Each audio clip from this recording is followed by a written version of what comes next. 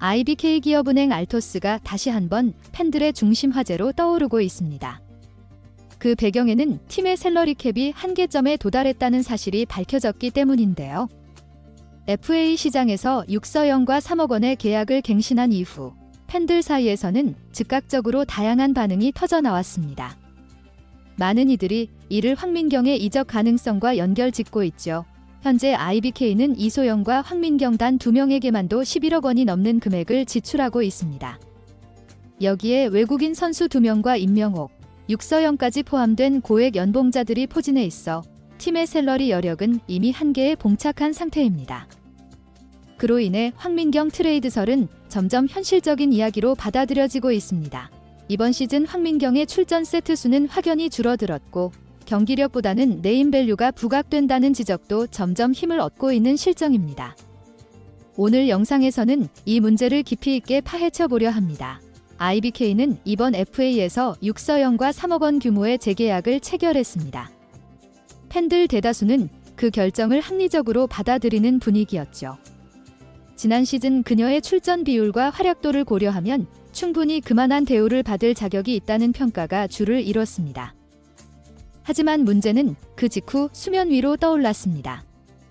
이소영이 6억 5천만 원, 황민경이 약 5억 원의 연봉을 받고 있다는 사실이 다시금 주목받으며 IBK는 레프트 자원 2명에게만 11억 원을 지출하는 팀으로 분류되기 시작했죠. 그 외에도 외국인 선수 빅토리아, 아시아 쿼터 킹켈라, 리그 최고 리베로인 임명호까지 모두 고연봉자들로 구성돼 있습니다. 결국 IBK는 이미 샐러리 캡 상한선을 초과한 상태이고 연봉 조정은 피할 수 없는 과제가 된 것입니다. 특히 중심에는 황민경이 거론되고 있으며 이는 단순히 비용 문제만은 아니라는 분석도 존재합니다. 황민경은 지난 시즌 총 33경기에 출전해 공격 성공률 29.74%, 점유율 13.1%를 기록했습니다. 물론 그녀의 풍부한 경험과 리더십은 팀에 긍정적인 영향을 주지만 그에 상응하는 연봉인지는 회의적인 시선도 적지 않습니다. 팬들 사이에서도 감정적인 애정보다는 전략적인 판단이 요구되고 있습니다. 이소영은 필수 전력이고 육서영도 놓칠 수 없는 카드라면 황민경 정리가 불가피하다는 의견이 커뮤니티를 중심으로 확산되고 있습니다. 김호철 감독은 배구의 본질적인 리듬과 속도를 중시합니다.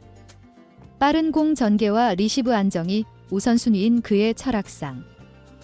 최근 부상 여파로 활동량이 줄어든 황민경의 스타일은 맞지 않는다는 지적이 제기되고 있습니다.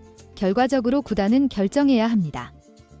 황민경을 계속 데리고 가는 대가로 다른 자원의 포기를 감수할 수밖에 없기 때문이죠.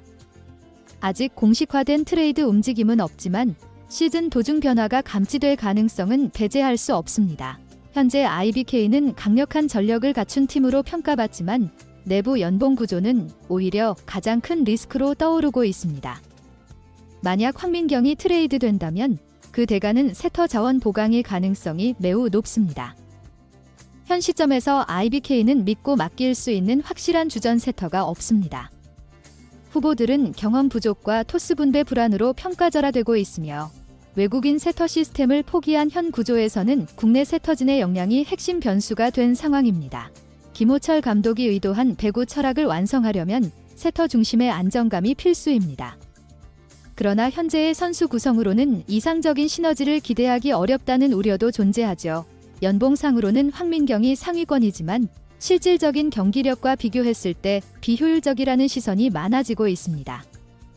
팀 운영 차원에서 연봉 구조를 조정하고 동시에 세터를 보강하는 방안은 전략적으로 적절한 선택일 수 있습니다. 문제는 황민경의 몸값입니다. 연봉이 5억 원에 가까운 그녀를 인수할 팀이 많지 않고 트레이드 시 균형을 맞추기 어려운 상황이라는 분석도 이어지고 있습니다. 따라서 IBK가 일정 금액을 부담하는 조건이 포함될 가능성도 제기되고 있습니다. 과거 유사 사례들을 보면 고액 연봉자를 이적시킬 땐 반드시 현금 또는 지명권과 같은 보완 장치가 필요했습니다. 이번에도 IBK가 연봉 일부를 떠안는 조건이 없다면 트레이드는 성사되기 힘들다는 예상이 지배적입니다. 핵심은 IBK가 다소의 손해를 감수하더라도 실질적인 세터 보강을 통해 전체 전력을 개선할 수 있는가에 달려 있습니다. 현재 샐러리 캡은 이미 초과되었고 외국인 선수와 리베로는 확정된 상태. 세터만이 유일한 미해결 퍼즐입니다. 황민경의 트레이드는 단순한 선수 교체가 아니라 팀 운영의 방향성을 바꾸는 중대한 전환점이 될 수 있습니다. 시즌 시작 전 예상치 못한 파장이 발생할 여지도 존재하죠.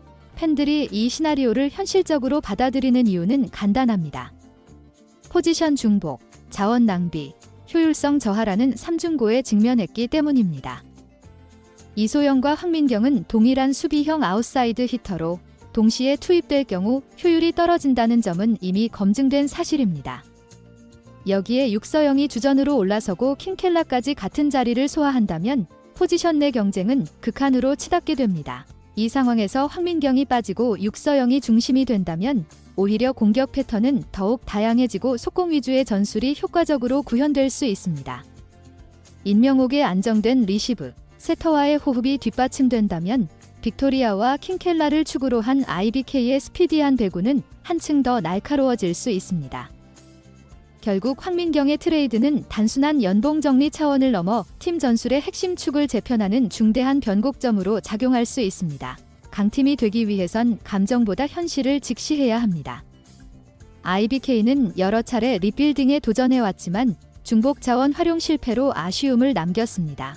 이번 시즌 대부분의 전력 조각을 갖춘 IBK에게 남은 퍼즐은 오직 하나, 세터입니다. 그리고 황민경의 트레이드는 그 마지막 조각을 채우기 위한 출발일 수 있습니다. 아직 어떤 것도 확정되지 않았지만 선수도 팬도 알고 있습니다. 팀이 더 강해지기 위해선 변화가 필요하다는 것을요. 이번 영상이 유익했다면 구독과 좋아요, 알림 설정도 부탁드립니다. 시청해주셔서 감사합니다.